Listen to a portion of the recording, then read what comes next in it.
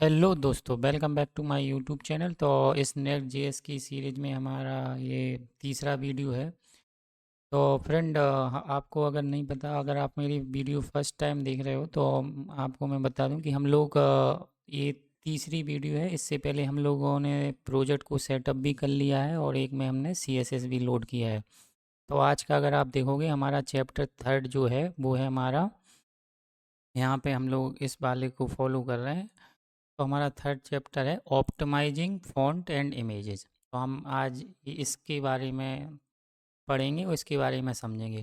ठीक है फ्रेंड। तो फर्स्ट है ऑप्टिमाइजिंग फ़ॉन्ट। तो अब देखो, इसमें हालांकि थ्योरी काफ़ी कुछ लिखा हुआ है, तो आप इसे पढ़ लेना। मैं आपको मोटा मोटा बता देता हूँ थोड़ा सा, मतलब कि देखो क्या है कि जो ऑप्टिमाइज फॉन्ट, मतलब नेक्स्ट जेएस में क्या है कि जो भी इमेजेस और फॉन्ट सीएसएस कुछ भी जो भी लोड कराता है वो काफ़ी ऑप्टिमाइज वे में लोड कराता है। लेकिन लोड वो तभी कराएगा जब आप इनकी प्रोसेस को फॉलो करोगे, तभी वो ऑप्टिमाइज करता है। तो इस वजह से हमें, मतलब अभी हम फ़ॉन्ट को ऑप्टिमाइज कर रहे हैं तो हम फ़ॉन्ट वाला पढ़ेंगे अभी। तो उन्होंने बताया है कि font play significant role in design of website, but using custom font in your project can affect performance. तो वो क्या कह रहे हैं कि हमारी परफॉर्मेंस इंप्रूव हो सकती है अगर हम सही से फ़ॉन्ट को लोड करा लें। अब एक क्या होता है क्यूमुलेटिव लेआउट शिफ्ट, अगर आपको पता हो ना पता हो, गूगल क्या करता है, इस मैट्रिक्स को यूज करके हमारी साइट को रैंक करता है कि अगर, मतलब आपकी जो ये ऑप्टिमाइजेशन फ़ॉन्ट और इमेजेस अगर ये सही तरीके से हुए तो हमारी सही से साइट रैंक करती है। और ये काफ़ी वो होता है। आप इसको जाके पढ़ सकते हो इस लिंक पर जाकर। तो हम डायरेक्ट बस ये देखेंगे कि हम कैसे नेट जेएस हमारी ऑप्टिमाइज फ़ॉन्ट करता है ना। तो यहाँ पे क्विज वगैरह है, आप देख लेना, ये आपके लिए। अब यहाँ पे हम देखते हैं एडिंग प्राइम। तो यहाँ से इसका स्टेप चालू है नेक्स्ट जीएस का। तो इनका कहना है कि एडिंग प्राइमरी फ़ॉन्ट। तो हम सबसे पहले फ़ॉन्ट को ऐड करेंगे और ये हमारा प्रोजेक्ट चल रहा है। ये हम लोगों ने प्रीवियस वीडियो में यहाँ तक हम लोग पहुँच गए थे, तो आप चेकआउट कर सकते हो अगर नहीं देखा हो। तो पहला स्टेप क्या कह रहे हैं कि इन योर ऐप और UI folder create new file font dot T S S. तो हम लोग एक फ़ाइल को क्रिएट कर लेते हैं यूआई के अंदर। अगर आप यहाँ पे आओगे यूआई, यहाँ पे हमारी फ़ाइल क्रिएट कर लेते हैं हम जल्दी से। इसका नाम देना है फॉन्ट डॉट टी एस। ठीक है फ्रेंड। उसके बाद दूसरा स्टेप में क्या बोल रहे हैं ये लोग कि ये दोनों को आप यूज करो। अब मैं आपको इसको एक्सप्लेन कर देता हूँ इनका क्या कहना है। इनका कहना है कि हमारा जो मॉड्यूल है नेक्स्ट के अंदर फ़ॉन्ट गूगल, अगर आप उसी के थ्रू अगर यूज करोगे तो हम ऑप्टिमाइज कर देते हैं। तो इन्होंने उसको लोड कर लिया। उसके अंदर उन्होंने क्या किया कि एक सबसेट होता है लैटिन, उसको इन्होंने एक्सपोर्ट कर दिया। ठीक है। अब इसको इन्होंने क्या किया, इन्होंने देखो finally add the font to the body element in layout. अब इससे तो क्या होगा कि जो भी फॉन्ट लाइब्रेरी में होगा वो हमारा लोड हो जाएगा, मतलब उन्होंने एक्सपोर्ट कर दिया और इसको इंक्लूड कर लिया। अब हमें इसको लोड कराना है। तो ये कह रहे हैं कि हमें लेआउट जो मेन रूट फाइल होती है, मतलब हमारी जो डिजाइनिंग की, उसमें हमें इसको इंक्लूड कराना है। तो हम क्या करेंगे, ये देखो ऐप के अंदर लेआउट में जाएंगे। ऐप के अंदर लेआउट डॉट टी एक्स यहाँ पे है, और यहाँ पे मैं बंद कर देता हूँ ऐप लेआउट डॉट। इसको हम लोग इंक्लूड करा लेते हैं। ठीक है। तो ये हमारा, क्योंकि देखो अब ये क्या है, ये हम कहाँ से लोड करा रहे हैं, ये हम लाइब्रेरी से लोड करा रहे हैं। ठीक है। और ये हम करा रहे हैं अपनी, जो हमने अभी फाइल बनाई है font dot T S S. तो टी एस हमें एक्सटेंशन लगाने की ज़रूरत नहीं होती है। इसके बाद इन्होंने क्या किया कि जो बॉडी है उसमें आप इस वाली लाइन को डाल दो। उसमें क्या किया कि इंटर डॉट क्लास नेम और एंटीलाइज्ड एक है, मतलब प्रॉपर्टी एट्रीब्यूट, उसको इन्होंने इंक्लूड किया। तो हम लोग इनको इंक्लूड करते हैं। अब आप देखोगे थोड़ा सा कि थोड़ा सा लुक एंड फील बदल जाएगा, ये देखो आप, है ना। और अगर आप इसको हटाओगे, अभी मैं फिर से रिफ्रेश करता हूँ इसको, मैं अभी लगाता नहीं हूँ, ऐसे हटा देता हूँ। तो ये देखो अभी, है ना। अभी आप थोड़ा सा देखना, जब आप करोगे तो आपको आपको पता चलेगा कि क्या चेंज जा रहा है, ये थोड़ा सा बदल जा रहा है। और अगर इसकी आप इंस्पेक्ट एलिमेंट करके बॉडी में जाओगे, जैसे मैं यहाँ पे जाता हूँ बॉडी, ये देखो ये लग गया ना, ये वाले पैरा में एट्रीब्यूट। तो ये वाली प्रॉपर्टी हमारी ऐड हो जाएंगी। ठीक है, तो अब उसके बाद क्या कहता है, अब नेक्स्ट स्टेप में हम लोगों का कि ये देखो यहाँ पे ये हो गया। अब फाइनली जो एडमिन लोगो है उस कंपोनेंट को हम यूज कर सकते हैं। ये कहाँ पर है, ये है page dot T S x में। तो हम पेज में चलते हैं और यहाँ पे उन्होंने क्या किया, ये देखो यहाँ पे पेज के अंदर ये वाला है, तो इसको वो कह रहा है कि आप अब इसको यूज कर सकते हो क्योंकि आपने इंक्लूड करा लिया है। अब यहाँ पे हम लोग इसको हटा देते हैं। अब देखते हैं हमारा लोगो यहाँ पे आ जाना चाहिए। यहाँ पे क्या एरर आ रही है यहाँ पे, ओके, तो ये कह रहा है कि ये हमारा अभी लोड नहीं है, तो हमें लग रहा है हम कोई एक स्टेप अभी मिस कर चुके हैं। अभी हाँ सॉरी, यहाँ पे हमारा हम लोगों ने क्या मिस कर दिया कि अभी तो हमने डायरेक्ट स्क्रॉल कर लिया। मैं इसको कंट्रोल जेड करूँगा अभी। अभी हम लोग यहाँ तक आए थे, है ना, बॉडी में ऐड करने के बाद। अब बॉडी में ऐड करने के बाद इनका कहना है कि हमें सेकेंडरी अगर फ़ॉन्ट लोड करना है तो हम उसे कैसे लोड करा सकते हैं। अब सेकेंडरी फ़ॉन्ट क्या होता है कि आप उसे मॉड्यूल वाइज भी इंक्लूड करा सकते हो। तो ये देखो, you can also add font to specific any element of your application. मतलब जो फ़ॉन्ट आपने कराया वो तो पूरा ग्लोबल साइट के लिए हो ही जाएगा, लेकिन अगर आप फ़ॉन्ट चाहो तो आप किसी पर्टिकुलर स्पेसिफिक कंपोनेंट और स्पेसिफिक कोई मतलब आपका जो भी एलिमेंट है उस पे भी लगा सकते हो। Now it's your turn. इन्होंने क्या किया, अभी हमें लगा के दिखाया कि ये ग्लोबल लगा हुआ है ना, क्योंकि इन्होंने बॉडी में लगाया है। ये एक ही बार लोड होगा, बॉडी एक ही होगी हमारे पूरे पेज में।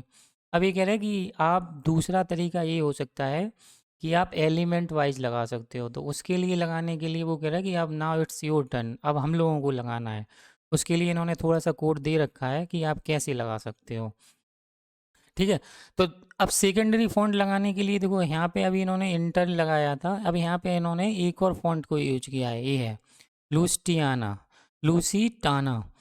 तो मैं अब इसको भी इंक्लूड कर लेते हैं। और इन्होंने क्या किया, पहले हम लोग जाते हैं अपनी फ़ॉन्ट वाली क्लास में, यहाँ पे इसको इंक्लूड कर लिया।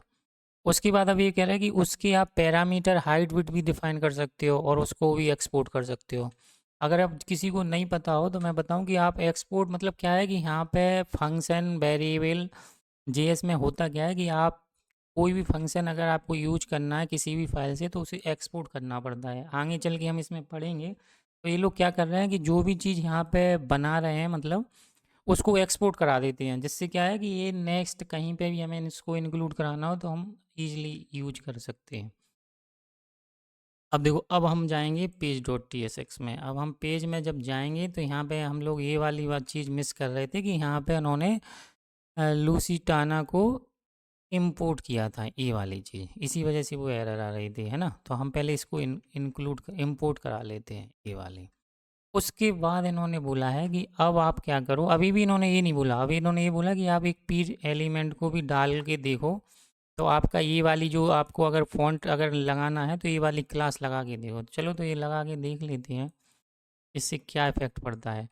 तो इन्होंने क्या किया कि वेलकम टू एकमी के ऊपर है, तो यहाँ पे हमारा कहाँ है वेलकम टू एकमी। यहाँ पे शायद ये क्लास पहले से ही लगी हुई है या नहीं लगी है, ये लिखा हुआ है ये text T S L E. उन्होंने कहा कि यहाँ पे आप इंक्लूड कर लो, तो मैं इसको रिप्लेस ही कर देता हूँ इस एलिमेंट को, इस वाले को।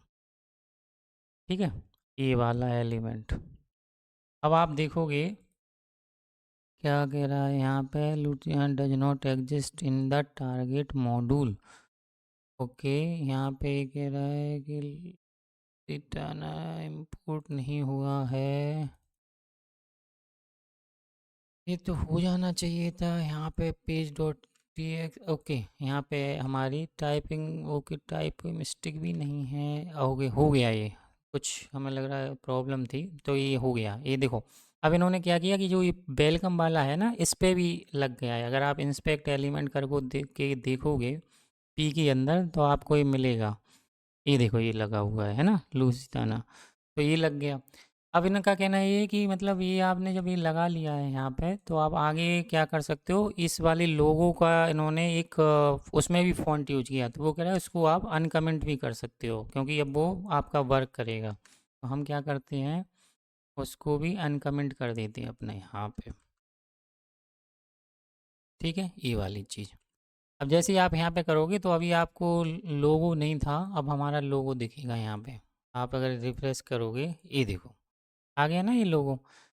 तो मतलब यहाँ पे इनका यहाँ का मतलब सिर्फ ये है। अब मैं इसका ओवरव्यू बता देता हूँ कि मतलब आपको अगर फ़ॉन्ट कोई भी फ़ॉन्ट यूज करना हो, ये तो मतलब नेक्स्ट जेएस का क्या है कि ये खुद का इनका वे है कि आप अगर हमारे मॉड्यूल से यूज करोगे तो हम उसको ऑप्टिमाइज़ कर देंगे। ठीक है। अब वो ऑप्टिमाइज़ करेंगे तो वो फास्ट वे में लोड होगा। आप अपने भी कोई फ़ॉन्ट चाहते हो तो आप उसको भी इंक्लूड कर सकते हो। ऐसा नहीं है कि आप इसी मॉड्यूल से करो, ये कोई हार्ड एंड फास्ट नहीं होता। लेकिन नेक्स्ट जेएस ने कुछ अपनी चीज़ें कर रखी हैं जिससे सारी चीज़ें ऑप्टिमाइज वे में फास्ट वे में चलती हैं।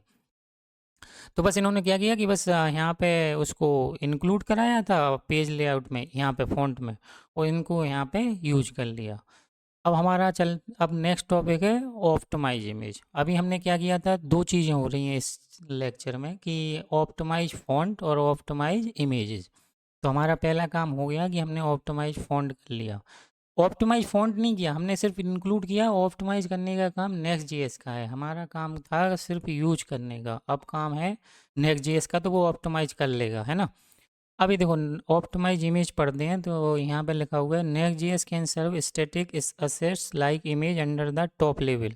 अब आप यहाँ पे अगर जाओगे इस वाले फोल्डर में, तो इस फोल्डर के अंदर हमारे सारे स्टैटिक फाइल होती हैं। देखो इमेजेस हैं, कुछ भी और भी चीज़ें हैं, जो भी आपको रखना है वो आप यहाँ पर इन मतलब रख सकते हो और इंक्लूड करा सकते हो। तो देखो with regular HTML you would add an image and follow. अब क्या होता है कि आपने अगर देखा होगा सीएसएस में, अगर आप इमेज यूज कर रहे होगे तो आप हम लोग ऐसे यूज करते, इमेज देते, उसका एसआरसीएस देते, ऑल टैग देते। लेकिन इसमें अगर आप इसको भी यूज कर सकते हो यहाँ पे, लेकिन नेक्स्ट जीएस बोलता है कि आप इमेज को इस टैग में यूज मत करो। यहाँ पे उसने खुद का एक अपना कंपोनेंट बनाया है, इमेज कंपोनेंट।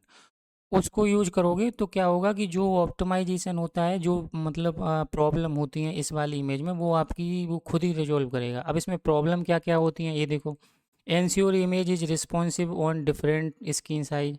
मतलब अगर आप इमेज यूज करोगे तो आपको खुद ही एंश्योर करना पड़ेगा ऑप्टिमाइज।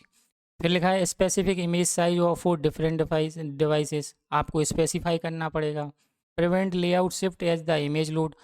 मतलब अगर जैसे क्या होता है कि जब आप किसी साइट को लोड करते हो तो लेआउट शिफ्ट होता है ना। तो लेआउट शिफ्ट से क्या होती है कि हमारी गूगल की रैंक में प्रॉब्लम आती है। लेजी लोडिंग भी आपको खुद करना पड़ेगा। लेजी लोडिंग का मतलब ये होता है कि जिस पोर्ट पर, जिस व्यू पे आपकी इमेज दिख रही है, जब वो उस व्यू पे हम पहुंचेंगे तो तभी वो इमेज लोड हो।